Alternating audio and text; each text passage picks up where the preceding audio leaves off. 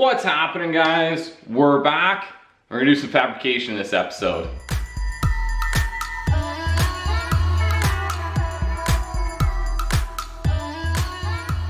All right, so we are coming off of the loss on the fiberglass job last episode. So I want to do some fabrication. I want to actually get back to working on the car. Probably the best thing to do right now in terms of progress would be wiring. I have a brand new ECU and everything to build a new engine harness for it. But that seems like a really tedious and drawn out process, and it's not the quick win that I want right now. So we're gonna leave that for later. Instead, I'm gonna tackle the brakes. So the car has brakes, the brakes work. We drove it around the block, brakes worked fine. I'm gonna change it all. There's some pretty major issues with the brake system. I made a list. So big things that we learned from our little test drive is those master cylinders that we have in there are too big. We knew that when we put them in. I screwed up the calculation and I ended up with 1-inch master cylinders, which is too big. It'd be fine if I only had one master cylinder, but I have two. So I went out and bought new master cylinders, but I didn't do the calculations again. I screwed up and I just took half the diameter. So now I have 1/2-inch master cylinders, which is not half the area. So I redid all the calculations and those master cylinders are wrong again. I probably need like a 5/8 or a 0.7 master cylinder. So that's an expensive whoops. But we're going to mock everything up with these new master cylinders. They're a little different. So these are the Wilwood compact master cylinders, I think they're called. GS compact. What I like about these is they're actually plumbed in for a hard line inlet rather than the soft lines that we have run right now. That's another issue that I want to address is I want to get rid of all of the soft lines that we have right now, or at least minimize them. The way that those master cylinders are mounted just uses the factory Wilwood mounting system, which would work fine if our master cylinders were really low in comparison to the reservoirs, and we could just run a nice hose down. Instead, we got this dorky looped hose system. I don't like it. It looks terrible. It takes up a bunch of space and it's just another point of failure. It also has a soft line running through a hole in that firewall. It's going to be really difficult to seal that anyway. So we're going to totally redo that whole master cylinder, not master cylinder mount, the whole reservoir mount. So there's some other issues with the brake system, but I think what we're going to tackle today is just going to be the reservoir mounting system. So we did try this in the past. If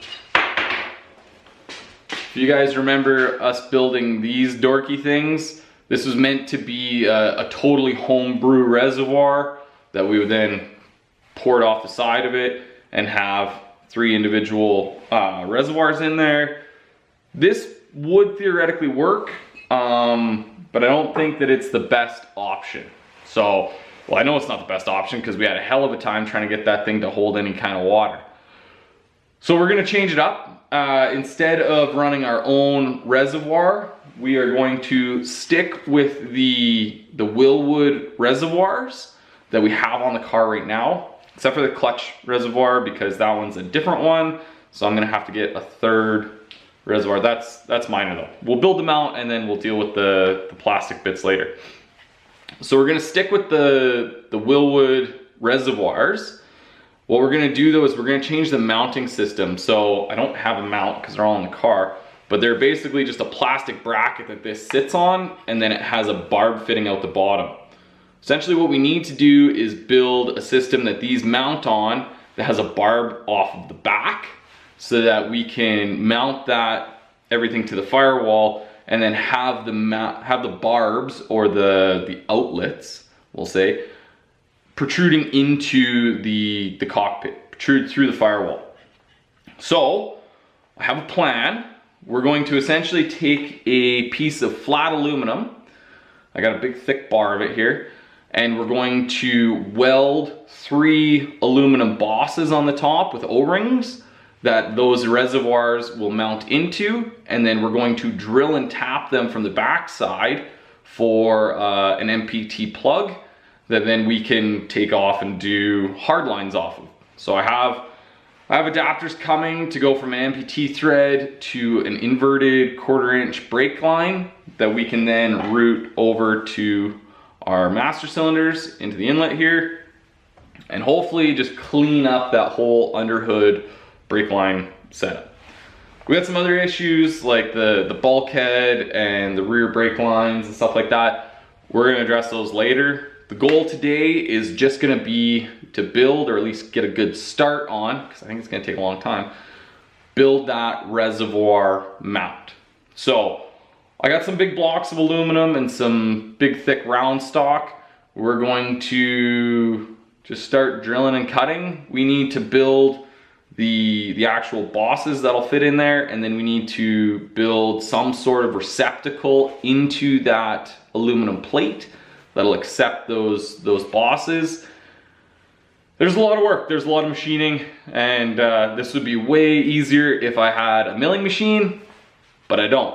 So let's just grab some aluminum and start shaping it. See what we get.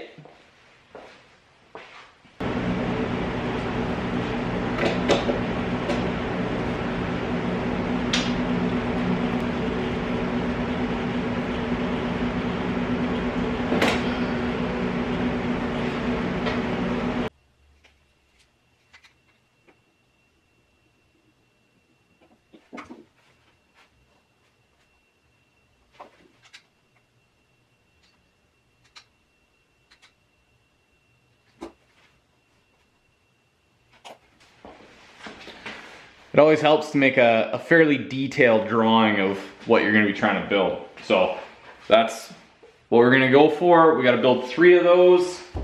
That's basically just this geometry here. See if you guys can see that. Build that geometry there. That'll accept an O-ring into that groove, and then our reservoirs will just slip onto that. So I got some solid bar stock here. We'll cut some billets off of it, throw it in the lathe, and try to make that.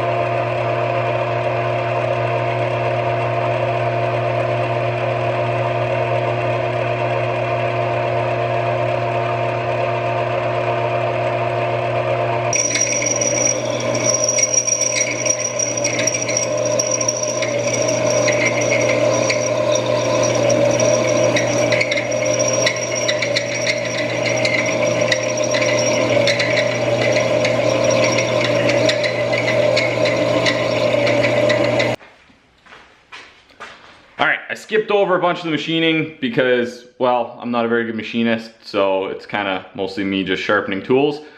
And my camera battery went dead. So that's all the machining done. So we got a little, trying to get an angle that you guys can see the profile of that. It's a little, it looks like a hydraulic gland almost. So that'll sit like that, and then the reservoir will slip on top of it, and there's a groove there for the O-ring, just like its plastic counterpart. I did that 2 more times. Actually, I did it 3 more times because I screwed one of them up, but we got all 3 of them ready to go.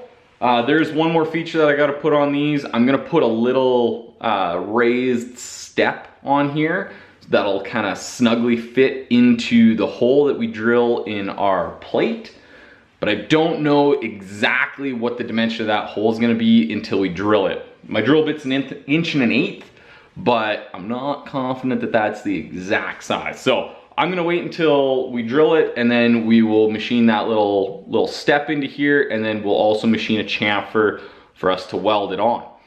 But we'll wait until we do the drilling. So next step, we're gonna grab that plate, and we're gonna do the nerve-wracking task of basically gun drilling 2 holes and hoping that they meet up. And yeah, we got a lot of plate there, so if we screw it up once or twice, we can redo it. But let's get after it.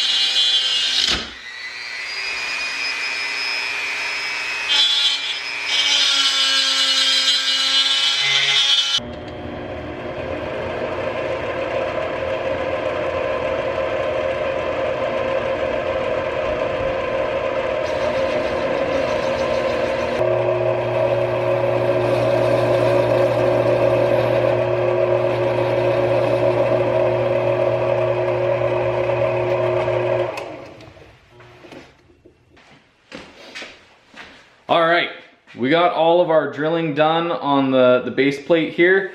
So we drilled these guys down to 5/8 of an inch right to the bottom. And then the 1 1/8 inch, that really big bit, We came in and just did the top little taper section with that. That gives us a little lip on the end here that's 1.125 inches.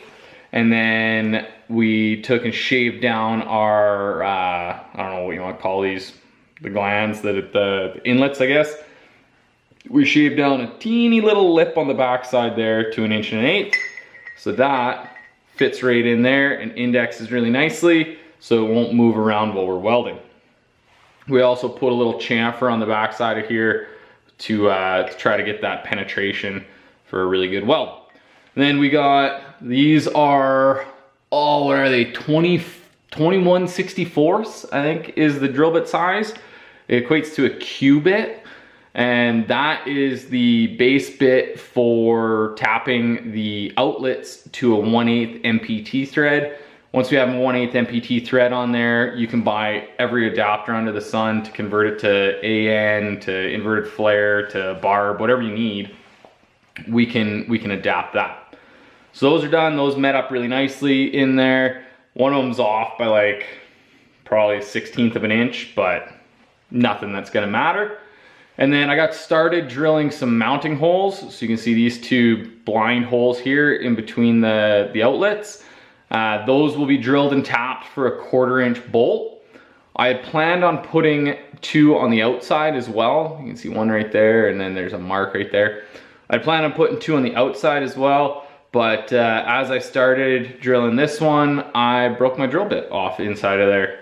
So I think what we're gonna do is just cut that section right off, and we'll just run with 2 here, and then we'll probably put another, like a strengthening rib on the bottom, and we'll run 1 through that, and that should be good enough. So now comes the hard part. We got 4 pieces of aluminum, and we need to turn them into 1 piece of aluminum. So we're gonna do some welding. This is gonna be a little bit tricky. Aluminum's always tricky to weld, and the actual clearance in between these is pretty tight to get my torch into. But we're gonna see what we can do. I did leave this as a whole block rather than cut this out right now. So hopefully that will mitigate some of the heat issues that aluminum has and will let us build a nicer weld. So that's the theory at least. We're just gonna take our time, clean everything up really good, and see what we can get done. So let's get after it.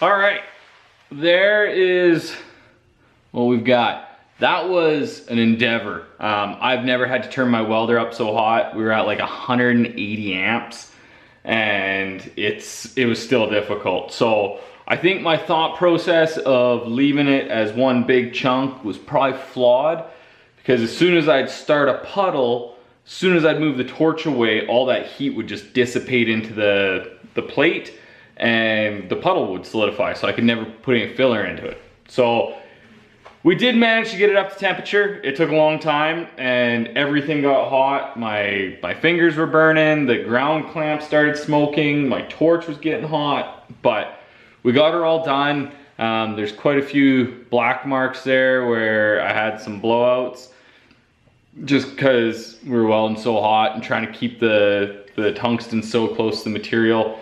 I ended up touching the puddle a bunch. And I had to adopt a totally different welding technique. So typically you weld towards your filler rod. Let me put this down. So typically I would weld with my torch like this, moving this way, and I'd be feeding filler rod from this side. But when I did that, at that high amperage, and I'm still using like only 16th filler rod, the heat from my torch was so hot that it like reflected off of the material, and it would just melt my filler rod back before it even got to touch the puddle. So what I actually had to do was weld away from my filler rod. So I was welding in this direction and feeding filler rod in to the back of the puddle. So there's a whole bunch of little like tags from it, little nips from pulling the filler rod out and it solidifying as I was pulling it out. So what I'll probably do is come back through with the torch a lot cooler this time because I'm not gonna be trying to actually melt the base material. Come back through and just lay a cap weld on top of all of this, all right? Reincorporate some of those little slaggy bits and whatnot. But I think before we do that, we're gonna take and cut the final shape out. Then I'm working with less material and maybe it'll be a little bit easier to form a puddle. But we can't do that today because this is so hot that it's literally superheating water. So I've been goofing off a little bit. So if I put a little bit of water into it,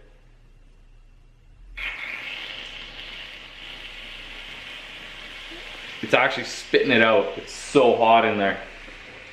So I'm not gonna be able to work on this for a while. So I think what we're gonna do instead, so we're just gonna call that an episode. We'll keep working on that next episode. We got a really good start. We got all the bosses welded on there. We'll have to finish the drilling and tapping for the mount and then do some sort of bracing structure on the bottom and then cut it all out and make it look fancy. But I'm very impressed. I'm very impressed with how that turned out. The welding was a bit of an issue, but we're through the worst of it. So that's the end of the week. That's the end of the episode today, guys. Thank you so much for watching. If you haven't already, hit the like and subscribe. And we'll see you next time. I'm out of here.